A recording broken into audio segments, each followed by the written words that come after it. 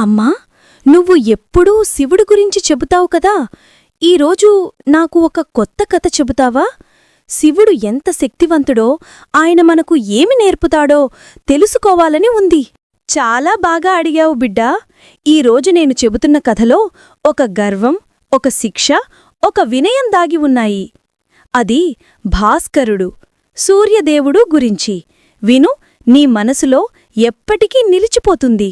ఒకప్పుడు ఆకాశాన్ని నిండా వెలిగించే భాస్కరుడు తన ప్రకాశం, తాపం, శక్తితో సర్వలోకాన్ని మెరిపిస్తూ ఉండేవాడు. అతని వెలుగు అంతటి గొప్పది. దేవతలు, మానవులు, ఓ భాస్కరా, నీ వెలుగు లేకపోతే ఈ లోకం చీకటిలో మునిగిపోతుంది అని స్తుతించేవారు. సూర్యుడు క్రమంగా ఆలోచించడం మొదలుపెట్టాడు. నేనే సృష్టిలో ప్రధానుడు, నా లేని ఈ విశ్వం కదలదు. నేను శక్తివంతుడిని, నేను సుప్రీంను. ఇలా అతని గుండెల్లో గర్వం అనే అగ్ని ఎగసిపడింది. అమ్మా, గర్వం ఎందుకు వస్తుంది? మనం మంచి పని చేసినప్పుడు గర్వం సహజం కాదా? బిడ్డా, గర్వం మొదట మధురంగా అనిపిస్తుంది, కాని అది మనల్ని అంధుల్ని చేస్తుంది.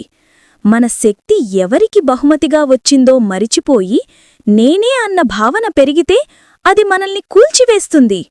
భాస్కరుడి గర్వాన్ని గమనించిన శివుడు తన కళ్లను తెరిచాడు. అతని స్వరం ఆకాశమంతగా మార్మోగింది.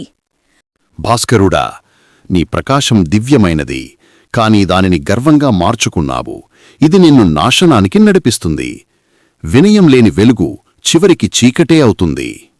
కాని గర్వంతో నిండిన భాస్కరుడు వెనక్కి తగ్గలేదు.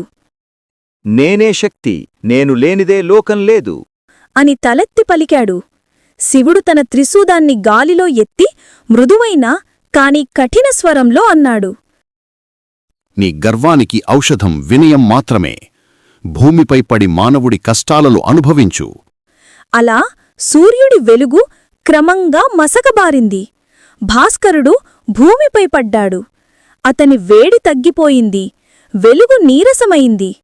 అతని గుండె గర్వం నుండి బాధగా మారింది.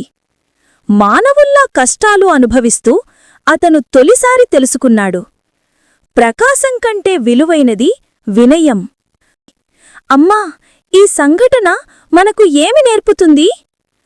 అమ్మ మృదువుగా చెప్పింది. మన శక్తి, విజయం గర్వం కోసం కాదు, వినయం, ప్రేమ, గౌరవం కోసం. మన తప్పులను అంగీకరించటం మనల్ని నిజమైన మహానుభావులుగా చేస్తుంది. తన తప్పును అర్థం చేసుకున్న భాస్కరుడు శివుని దగ్గర తల వంచి నమస్కరించాడు. ప్రభూ, నా గర్వం నన్ను చీకటికి నెట్టింది, నన్ను క్షమించండి. శివుడు మృదువుగా చిరునవ్వుతో అన్నాడు. నీ హృదయం వినయాన్ని నేర్చుకుంది. వెళ్ళు, మళ్లీ వెలుగుని పసరించు. కాని గుర్తుంచుకో, వినయం లేని వెలుగు ఎప్పటికీ సంపూర్ణం కాదు. అలా భాస్కరుడు మళ్లీ సూర్యుడిలా ప్రకాశించాడు. కాని ఈసారి అతని ప్రకాశం గర్వం కాకుండా ప్రేమ, వినయంతో నిండిపోయింది.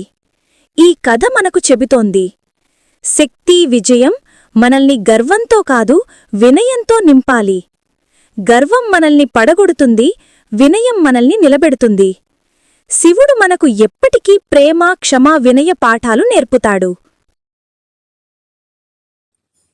ఓం నమః శివాయ.